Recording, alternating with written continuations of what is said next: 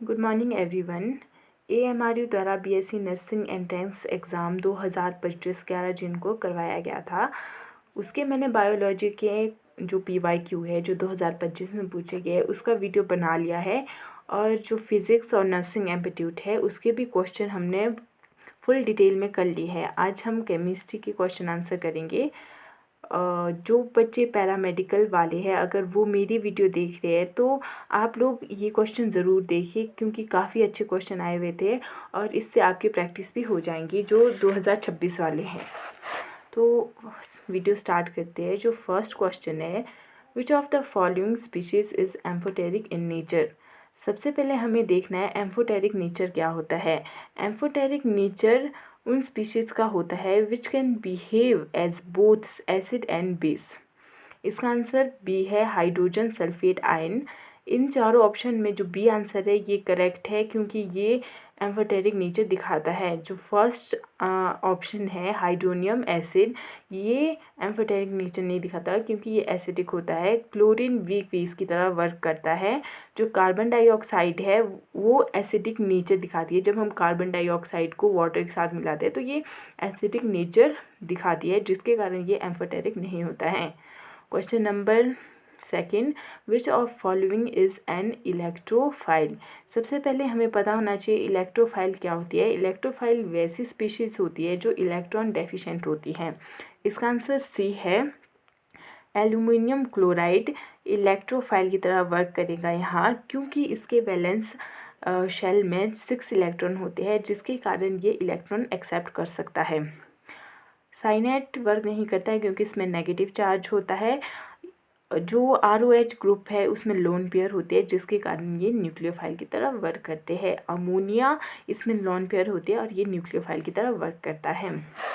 Next question, isotonic solution have same osmotic pressure, freezing point, boiling point, vapour pressure.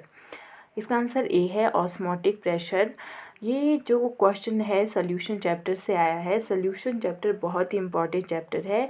2024 में भी इससे एक question आया था, यही क्वेश्चन आया था और यही रिपीट हुआ है।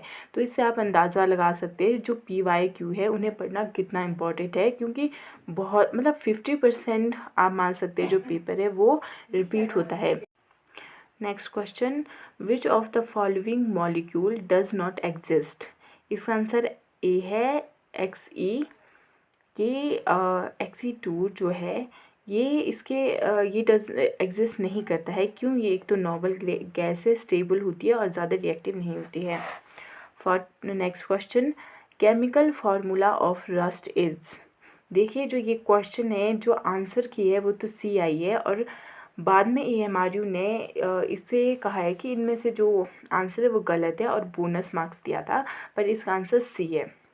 Next question, which of the following is not an evident ligand. सबसे पहले आपको क्वेश्चन अच्छे से पढ़ना है। इसमें नॉट बोला है कि कौन सा नहीं होगा, क्योंकि क्वेश्चन ट्विस्ट हो सकता है। नेक्स्ट टाइम क्वेश्चन आ सकता है कि इनमें से कौन सा है, तो आपको ये चीज़ें अच्छे से पढ़नी है। सबसे पहले एम्बिडेंट लिगेंड क्या होते हैं।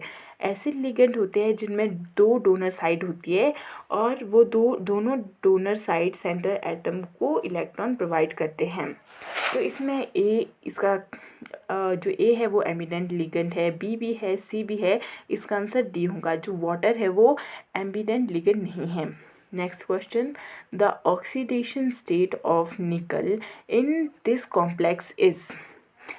आपको ऑक्सीडेशन स्टेट निकालनी तो आती होगी। जैसे जो निकल है उसको निकल की हमें ऑक्सीडेशन स्टेट निकालनी है तो हम निकल को X मानेंगे। जो कोबाल्ट है ये न्यूट्रल एटम होता है, इसकी ओवरऑल ऑक्सीडेशन स्टेट 0 होती है। इसको 4 से मल्टीप्लाई करेंगे और इक्वल टू 0 रखेंगे। जब आप इसको सॉल्व करेंगे तो इसका आंसर सी आएगा, इसका आंसर 0 है।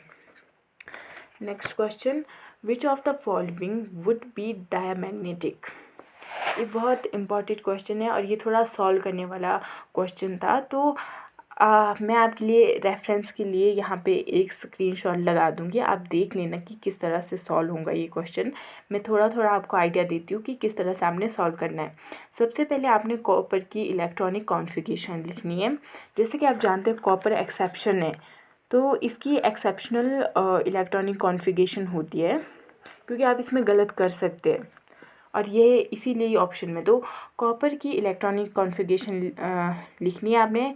इसमें 2+ है तो 2 को हटा देना है, जो 2 इलेक्ट्रॉन है उनको हटाना है, और फिर 3D में देखना है कि आपका जो 3D शेल है वो डायामैग्नेटिक है या पैरामैग्नेटिक। डायामैग्नेटिक कौन से डायामैग्नेटिक किसे कहा जाता है? डायामैग्नेटिक जिसमें सभी इलेक्ट्रॉन पेयर्ड हो, और अगर एक भी अनपेयर्ड इलेक्ट्रॉन रह जाता है तो वो पैरामैग्नेटिक होता है। इस तरह आप कॉपर, निकल, कैडमियम इन सभी के इलेक्ट्रॉनिक कॉन्फ़िगरेशन लिखेंगे और आपका आंसर आ जाएगा। जो इसका आंसर है इसका सी है कैडमियम, क्योंकि इसके 3D में 10 इलेक्ट्रॉन होते हैं और ये एकदम कम्प्लीटली पेयर्ड होता है, जिसके कारण ये डायमैग्नेटिक नेचर में होता है। हो सकता है नेक्स्ट टाइम आपसे पैरामैग्नेटिक पूछ ले, तो आप लोगों के इनके सबसे पहले तो इलेक्ट्रॉनिक कॉन्फ़िगरेशन आनी चाहिए, और आपको ये भी पता होना चाहिए कि पीरियोडिक टेबल में कौन कौन सी एक्सेप्शनल कॉन्फ़िगरेशन होती है।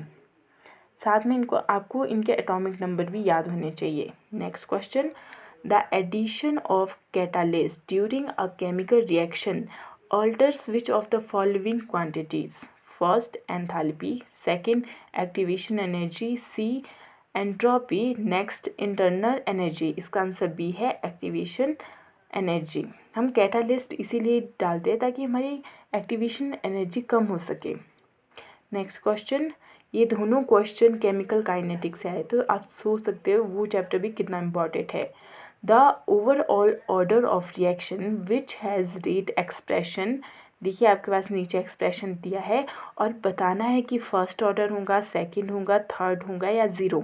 इसको एक तो आप पूरी तरीके से सॉल्व कर सकते हैं अगर आप लोगों को सिखाया होगा, नहीं तो एक शॉर्ट ट्रिक है जिसमें आप क्या कर सकते हैं, जैसे ए का 1/2 है उसको प्लस करेंगे 3/2 से, फिर 2 का एलसीएम लेंगे, ऊपर 4 आएगा, इसको कट करेंगे 2 आएगा, तो इसका आंसर बी है, सेकंड ऑर्डर ऑफ रिएक्शन होगा इसका आंसर।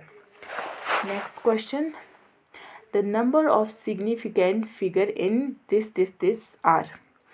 तो 0.0500 में आपको बताना है कितने सिग्निफिकेंट फिगर होते हैं। ये फिज़िक्स का क्वेश्चन है, first chapter unit and dimension में आप इसको पढ़ते हैं। इसके 4-5 रूल होते हैं कि किसे हम सिग्निफिकेंट फिगर मानेंगे और किसे नहीं, तो आप ज़रूर पढ़ लेना। यहाँ पे मैं थोड़ा बता देती हूँ, इसका आंसर सी है, 3 सिग्निफिकेंट फिगर होंगे।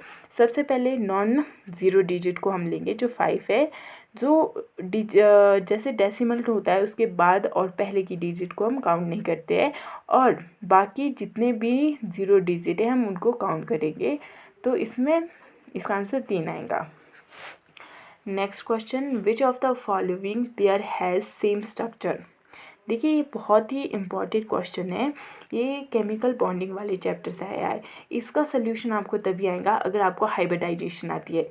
अगर आप इन सभी का हाइब्रिडाइजेशन निकाल सकते हैं तो आप देख सकते हैं कि इनकी ज्योमेट्री किस तरह से बन रही है, टेट्राहेड्रल पिरामिड है, या इस तरह से आप इसको कर सकते हैं। मतलब हाइब्रिडाइजेशन अगर आपको आप इन सब की निकाल सकते हैं तो आप इसको सॉल्व कर सकते हैं।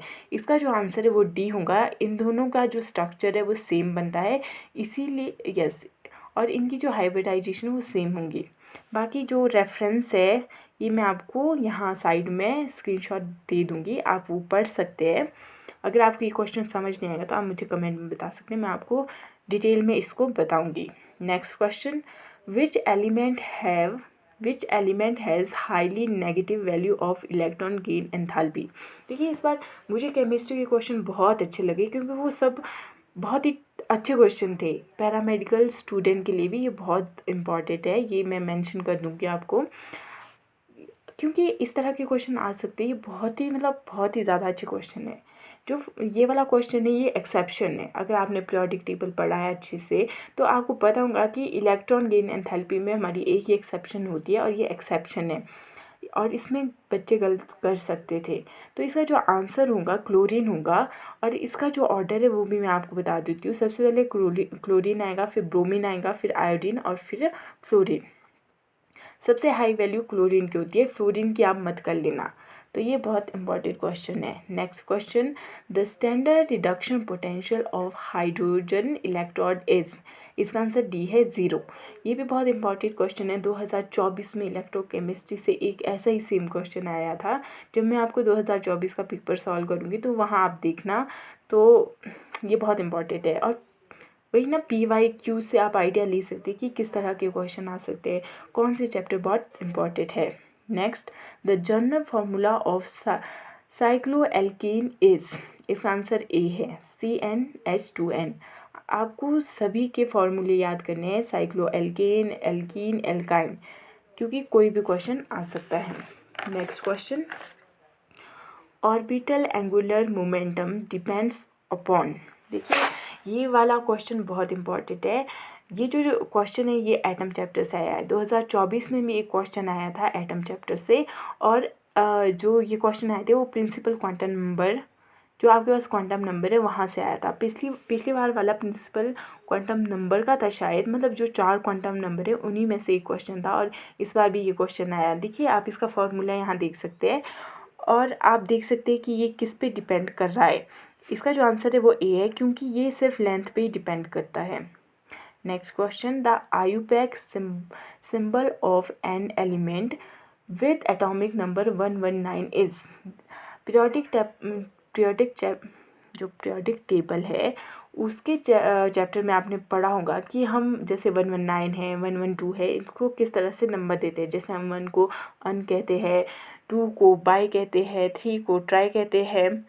तो इस तरह से आपको नंबरिंग देती है। जो यहाँ पे हमारे पास है 119, उसमें हम क्या लिखेंगे, जो 1 को अन लिखेंगे, दूसरे 1 को अन लिखेंगे, और 9 को इन कहा जाता है। इन सभी के फर्स्ट लेटर लेंगे यू, जिसके कारण ये UUE बनेगा। तो ये भी बहुत इंपॉर्टेंट है, आपको सारे नंबरिंग आनी चाहिए। IUPAC से एक क्वेश्चन आ सकता है, जैसे चाहे वो कोऑर्डिनेशन का IUPAC हो, या ऑर्गेनिक केमिस्ट्री का हो, या पीरियोडिक टेबल का। तो IUPAC नॉमेनक्लेचर आपको आनी चाहिए। Next question, which of the following angle correspond to sp2 hybridisation. देखिए हाइब्रिडाइजेशन से रिलेटेड 2 क्वेश्चन आए हैं। हम मान सकते हैं कि केमिकल बॉन्डिंग से 2 क्वेश्चन आए हैं। तो इसमें जो इसका आंसर है वो ए है 120, इसकी sp2 हाइब्रिडाइजेशन होती है।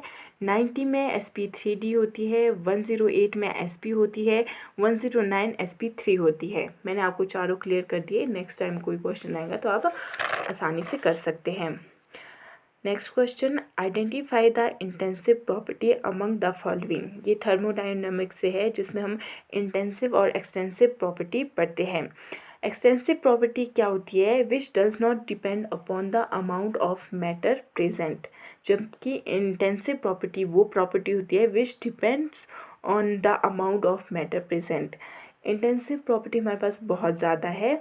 जो एक्सटेंसिव है वो कुछ है जो मैंने आपको इधर मेंशन किए हैं, जिसमें molar mass, volume, length, weight, energy, number of moles, area और टेम्परेचर आता है। तो आप इसमें से देख सकते हैं इसका जो आंसर है वो डी है, जिसमें टेम्परेचर और रिफ्लेक्टिंग इंडेक्स जो है वो इंटेंसिव प्रॉपर्टी है, और जो इंथैल्पी होती है वो एक्सटेंसिव प्रॉपर्टी होती है।